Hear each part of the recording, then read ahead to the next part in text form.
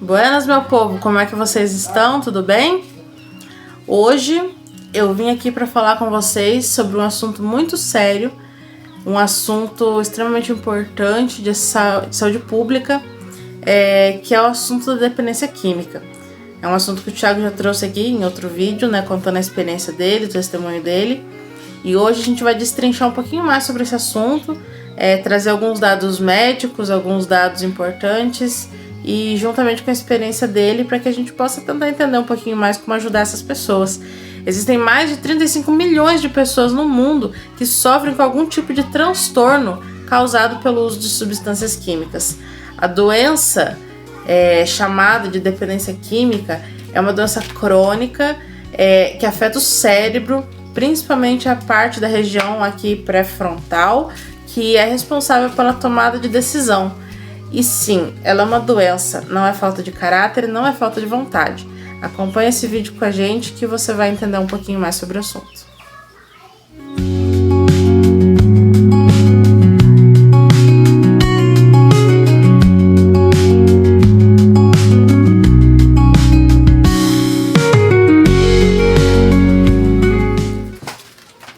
Muito bem, gente, então a gente está aqui hoje para conversar um pouquinho sobre esse tema.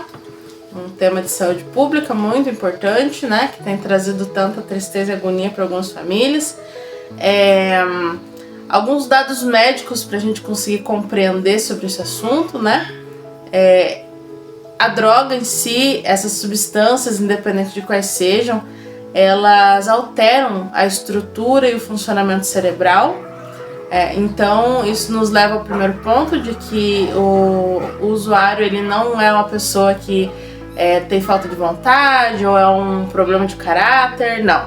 É de fato um funcionamento errôneo do sistema cerebral da pessoa causado pelo uso dessa substância, né? Ao longo do vídeo vocês vão entender melhor com as experiências do Thiago e com alguns outros dados que a gente vai trazer aqui também.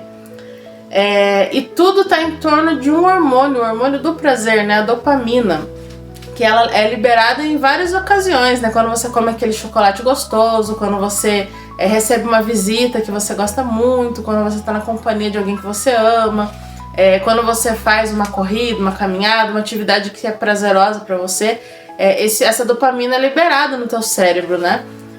A quantidade normal é até 2 vezes, né? 2 unidades de dopamina, vamos colocar assim nessa linguagem para ficar mais fácil de entender. Quando a pessoa faz uso de substâncias, essas substâncias psicoativas aí, né, que acabam afetando o cérebro, essa dopamina ela é liberada 10 vezes mais do que a quantidade normal, e isso acaba alterando todo o funcionamento cerebral, né? Então hoje o Thiago vai contar um pouquinho, né, sobre a experiência dele e começa contando aí como é que tudo começou na sua vida, como é que você começou no mundo aí das drogas e dessas substâncias aí. Buenas, tchê! Primeiramente, eu acho que assim, a introdução das drogas, ela nunca começa sempre com uma droga pesada, né? Sempre parte das lícitas, né? Que hoje seria o álcool e o cigarro, né? Então você sempre começa sendo introduzido nessas pequenas, né? Que é o álcool, que em todos os lugares aí, para depois você, num ciclo de umas más amizades, você começa a conhecer outros tipos de substância, né? Mas é muito importante hoje o círculo familiar também. Por conta do círculo familiar também, nós temos um índice também de muitos jovens que entram nas dependências químicas por conta do círculo familiar, separação entre pai e mães, brigas, uma série de coisas, né? Mas o interessante é que ninguém já entra de cabeça logo lá no fundo, né? Existe uma escada que você vai descendo degraus até chegar no fundo do poço. Interessante, né? E quando você começou, você consegue lembrar o que você estava sentindo naquela fase? Se você começou como um modo de diversão, de aceitação ou de fuga de algum sentimento? Eu acho assim que, como eu falei, né, que ela é uma escada. Eu tinha na média de uns 14 para 15 anos de idade. Sempre gostei de jogar bola, futebol. Jogava no clube ABB, Cascavel. Gostava muito de jogar videogame.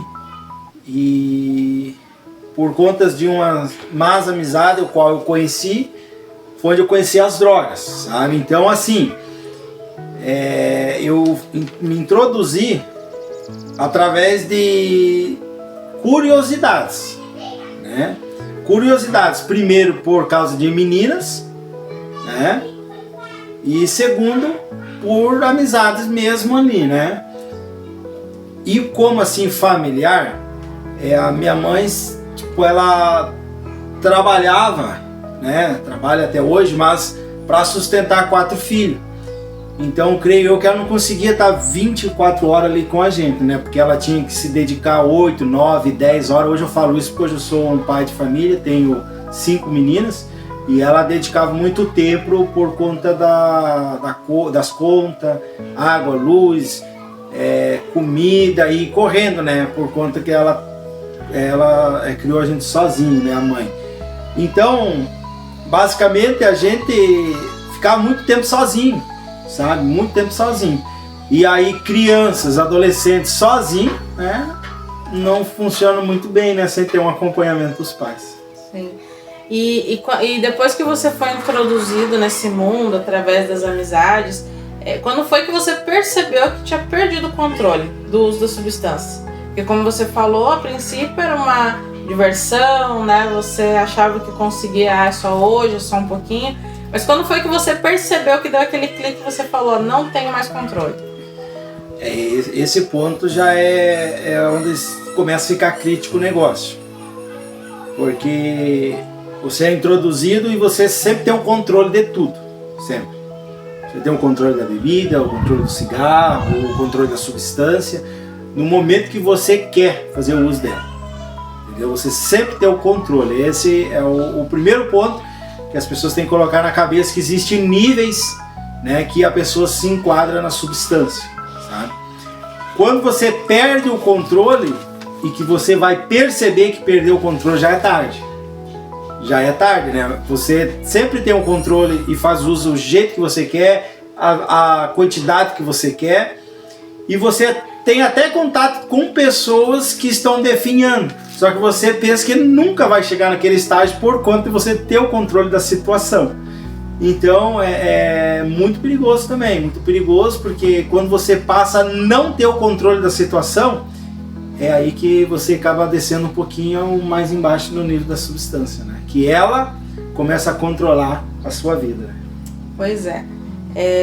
Aqui a situação do Thiago chegou num ponto tão crítico em que ele chegou naquela droga que as pessoas dizem que não tem jeito, que quem chega não sai mais, né? Que é o crack, né? É a mais pesada, né? Que a gente tem até agora. Alguns dados para vocês poderem entender. Essa droga específica, ela nada mais é do que um lixo que sobra da cocaína, né? Ambos são produtos da folha da coca. O efeito dela começa muito rápido, de 5 a 10 segundos. O Thiago vai confirmar isso pra gente depois. A duração de 5 a 10 minutos.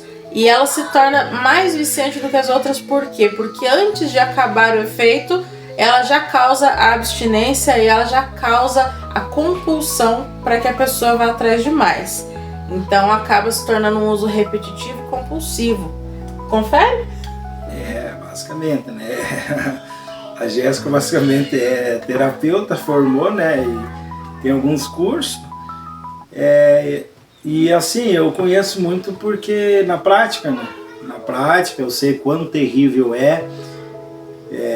Hoje nós temos um trabalho voluntário para poder ajudar essas pessoas que têm problema com álcool, com a droga, né? Seja ela lícita ou ilícita, né? E é muito trágico mesmo, sabe?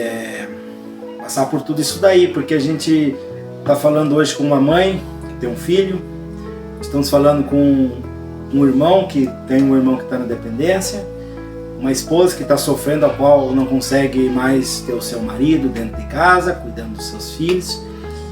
E tudo isso eu passei. Eu me introduzia com 15 anos de idade, eu era filho. E eu me tornei pai. E mesmo eu me tornando pai, eu tive recaídas na minha vida. E eu cheguei ao ponto de também não conseguir sustentar minha família e elas não terem o que comer. Chegar ao ponto de trazer coisas reviradas no lixo para poder dar para minhas meninas. Então a gente sabe que isso é muito triste e a gente sabe que isso não difere a classe social, seja de pobre ou rico, está introduzido em todos os lugares. E várias pessoas têm sofrido com isso. Pois é. E agora fale pra gente assim, se existe alguma cena, alguma lembrança de alguma situação que você passou que foi tão triste, tão traumática pra ti, que ainda dói quando você lembra dela. Eu acho assim, hoje como pai, né, quando eu era filho, quando eu não tinha filhos, eu para mim estava me lixando. A partir de quando eu passei a ser pai, eu comecei a entender um pouquinho o que a minha mãe sentia por mim, vendo eu nas drogas ou dentro dos presídios, né, porque foi essa a realidade minha. E o momento assim mais triste na minha vida foi quando as minhas filhas às vezes presenciavam eu alucinando sobre a substância tóxica. Esse eu acho que é o momento mais triste, né? Eu até lembro. Eu lembro de uma cena que a Daniele às vezes via eu fumando cigarro e ela replicava nos lápis de escrever, ponhando o dedinho assim e ponhando na boca. Então isso para um pai é muito doído de ver o filho fazendo, né? Porque várias pessoas têm essa mania que eu acho que é muito errado, né? Porque eles falam bem assim, faz o que eu falo, mas não faz o que eu faço. E para uma criança isso daí não existe. A criança geralmente ela vai replicar aquilo que ela tem visto, não que tu tem falado. Aprende por repetição, né? Não porque tu fala, porque tu faz. Então essa cena fica muito marcada na minha mente e algo que dói demais, né? Dói demais de elas ter presenciado esse momento na minha vida, né?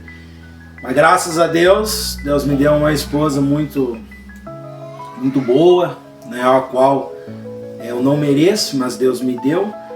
E graças a Deus ela instruiu as minhas filhas, sempre ensinando e mostrando para elas que isso era uma doença, que o pai estava doente, que o pai precisava tratar, que o anjo mal fez isso com o pai. E ela explicava da forma dela, onde as crianças entendiam, né? Então graças a Deus, eu louvo muito a Deus por... creio eu que elas não têm sequelas sobre isso, elas não lembram, elas não falam, elas querem só ajudar. Quando a gente faz esse trabalho voluntário, elas sempre pedem para estar indo no centro de recuperação, porque elas gostam de estar lá, sabe? Lá no centro de recuperação existem pessoas, existem seres humanos que estão se tratando para voltar para a sociedade. Exatamente, isso é um ponto muito importante, né? Inclusive é um dos pontos mais importantes na recuperação de um dependente químico, é o apoio familiar. Então, e esse apoio familiar não vem só dos adultos da casa, né? É muito importante a sinceridade com as crianças. As crianças, elas também são seres humanos e elas também entendem, do jeito delas, mas entendem. Então é sim muito importante explicar para as crianças, não só no caso da dependência, mas em qualquer assunto na vida, né? Elas fazem parte do contexto familiar, então é importante sim que a gente explique para as crianças o que está acontecendo na casa, na linguagem delas, é claro, de uma forma que elas entendam, né? Mas que elas possam estar envolvidas ali para que elas possam participar também, né? Na ajuda, seja da recuperação de uma dependência química ou de uma outra doença, né? Para elas se sentirem parte daquela família. E durante suas recaídas e quando você queria, começava a ter aquela vontade de voltar de novo, né, de se recuperar, você tinha medo de tentar e falhar? E esse medo, ele te paralisou alguma vez, de forma que você não desse continuidade no tratamento seu? O medo ele sempre vai existir. A partir de quando você aceita a doença, você inicia o tratamento, não que seja no caso de todas as pessoas, porque cada tratamento específico é realizado de um jeito, né? E depende muito do grau ao qual você entrou na dependência. O meu foi no ladeira abaixo, foi do mais fundo que eu entrei, entendeu? Então basicamente eu não governava a minha vida, né? Agora, o medo de poder não conseguir, ele sempre vem. Por quê? Por causa das recaídas que acontecem na vida do dependente químico, entendeu? Existem pessoas, eu encontro vários na rua, que tipo assim, eles falam, eu bebia, eu fumava, eu fazia isso, fazia aquilo, e foi de uma hora para outra eu parei, entendeu? Só que, como eu falo, existem processos, existem níveis, né? Eu encontro várias pessoas que elas não chegaram no fundo do poço, entendeu? Elas não chegam que o corpo domina ela, pede a substância, começa a tirar as coisas de dentro de casa, vender para fazer o uso da substância, entendeu? Então esse nível é diferente do nível qual eu cheguei. O nível qual eu cheguei foi o mais trágico, eu cheguei a morar na rua, entendeu?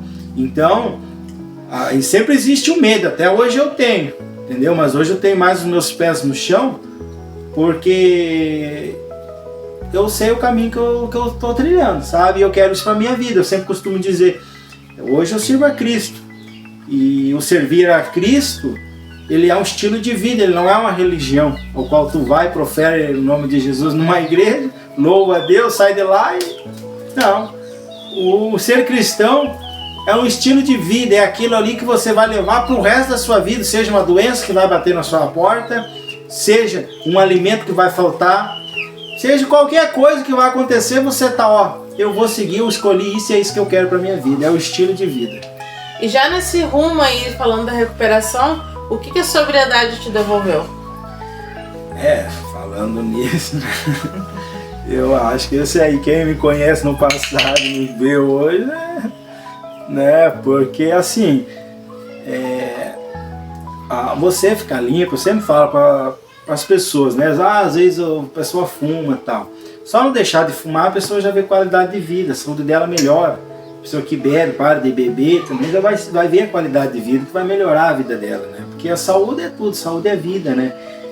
E você conseguir ficar limpo de uma substância ao qual você na rua é tratado como lixo, né? Diante da sociedade, e hoje em dia as pessoas te veem de uma forma diferente, né? Como cidadão, um pai, um homem honesto, é totalmente diferente, né? E eu agradeço muito a Deus que Deus preservou a minha memória, Deus preservou a minha mente, né? Para eu poder estar conversando, dialogando, de repente levar uma palavra, de repente conversar com uma pessoa, explicar algumas coisas. Sobriedade é tudo na vida, entendeu? E não vale a pena, sabe? Não vale a pena porque a vida é tão linda para se viver, nós temos várias coisas para desfrutar, né? Só que é algo que a gente precisa se introduzir na recuperação para que os nossos olhos sejam lavados, né? Que saia essa lama, essa escama que não consegue fazer a gente enxergar, para que a gente possa conseguir começar a ver coisas boas no nosso meio e nossa volta. Agora deixa um recado pro Thiago de muitos anos atrás, para aquele Thiago que tinha 14 anos de idade quando ele começou no mundo errado. Qual recado você daria para ele hoje? Eu acho assim, aquele Thiago, ele era difícil de ouvir. Primeiro que ele não ia parar para me ouvir. Ele era o sabichão, andava sempre armado, em volta de 4, 5 capangas do lado, trocando tiro com a polícia, sabe? Então era difícil dele ouvir. Mas assim, nada melhor do que o tempo, deixar responder as perguntas e as respostas. Existe momento, sabe, pai e mãe, que não adianta tu tá falando. Não adianta. Entendeu? Existe certos casos que é só você dobrar o joelho e orar. Nada mais, não adianta ficar falando, sabe? Porque se eu for voltar ao passado, quando eu tinha 14, 15, 16, eu não ia escutar e jamais ia escutar uma pessoa falar. E várias pessoas tentou me falar, mas não queria. Entendeu? Teve que o tempo determinar. Agora se tu fala pro Thiago depois dos 18, 19, ao qual aí eu apanhei na vida, aí eu parava para escutar, sabe? Aí eu parava para escutar, né? Porque isso, às vezes a nossa natureza, às vezes a pessoa, do jeito que ela foi formada, ela se torna tão rígida que o mundo dá umas pauladas nela para amolecer, sabe? Então, eu acho assim, você que é jovem, você que gosta de fazer festa, o problema não é a festa, o problema é depois da festa. Daqui 30 dias, 60 dias, 90 dias, daqui um ano, e as coisas acontecem com o tempo, sabe? Muitos hoje querem festar, querem se divertir. Hoje eu digo assim, às vezes as pessoas acham ser um cristão é você ser preso. Não, você tem liberdade, porque hoje eu tenho liberdade financeira, hoje eu tenho liberdade, se eu quiser eu saio daqui, eu vou lá chupar um sorvete, eu vou lá comer uma pizza. E antigamente eu não tinha isso daí, né? Eu tinha liberdade no começo, mas como eu falei, no começo você domina, mas depois ela vai te dominar. Então e ali você está preso, porque você vai viver em prol daquilo. Mesmo, você se tornou um escravo da dependência química, basicamente é isso. Você trabalha para isso, você vive para isso. Poucas horas que você dorme e levanta já pensa nisso. Isso é o último estágio que uma pessoa chega, né? Então não vale a pena você deixar a sua vida, seus filhos, sua mãe, seu pai, né, para momentos de diversão. E agora deixa uma mensagem para as pessoas que talvez estejam presas nesse vício e que querem sair e talvez não estão achando força, da onde tirar força para conseguir. Deixa uma mensagem de esperança para elas. Vamos lá, então, hoje eu quero falar diretamente que se esse vídeo chegou a você que sofre com essa dependência, aqui está uma pessoa que morou na rua e que sabe todas as debilidades, as fraquezas, as dificuldades a qual você tem enfrentado, sabe? Aqui está uma pessoa que pode te ajudar, sabe? Mas aí você precisa querer. Primeiro ponto, você quer, você vai passar o processo, porque assim, eu tranquilamente eu sei o caminho a qual é da recuperação. Só que eu já digo assim, ele é difícil, ele é doído. A gente tem que refazer muitos processos e mudar muitas vezes o estilo de vida. Eu mudei. Existem certos tipos de alimento que hoje não, coisas simples que pessoas consomem. Eu não me alimento por causa da minha substância, entendeu? Então, é preciso força, coragem, querer, simplesmente é isso daí. E o segundo é buscar ajuda, entendeu? E aqui está uma pessoa que pode te ajudar, entendeu? Tenho parceria com vários centros de recuperação e eu posso te ajudar nesse caso, sabe? Se é uma mãe que está me escutando, que tem um filho na dependência, entendeu? Embaixo ali tem o nosso contato específico só para isso, só para resgate, para ajuda. Lógico que eu não vou conseguir atender o Brasil todo, mas para isso que nós temos centro de recuperação espalhado por vários lugares. Tá bom, mãezinha? E outra coisa, cuidado, porque existe um livro aqui, ó, eu até recomendo pessoas lerem, né? A Máfia do Mendigo. Por trás de toda essa dependência rola muito dinheiro, sabe? Rola muito dinheiro.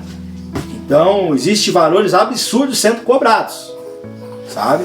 Então, cuidado também, sabe? Pela questão financeira. Vocês já estão passando algo triste de se ver, filhos, sobrinhos com problema de dependência e sofrendo noites sem dormir, e ainda vem pessoas ainda e levam o seu dinheiro, sabe, prometendo coisas que não vão cumprir. Primeiro passo é querer o tratamento. Segundo, é se dispor a passar o processo. E o terceiro, pode ter certeza que vai vir a recuperação. pra gente finalizar o vídeo, eu quero dizer para a sociedade: dependência química não é falta de vontade, dependência química é uma doença crônica que não tem cura, mas ela tem tratamento. Para quem é dependente, eu quero dizer, a dependência química tem cura. É possível a recuperação. E a gente tem aqui o Thiago para mostrar que é extremamente possível quando se tem a vontade e quando se aceita a ajuda das pessoas que estão em volta. Então, se esse vídeo falou com você, se você conhece alguém que passa por essa situação, manda esse vídeo para essa pessoa, curte o nosso canal aqui, segue a gente e comenta aqui embaixo da onde que vocês estão vendo a gente, e continua acompanhando que vai vir muito vídeo sobre esse assunto ainda, com muita dica, com muita informação importante para vocês, tá bom? Até o próximo vídeo.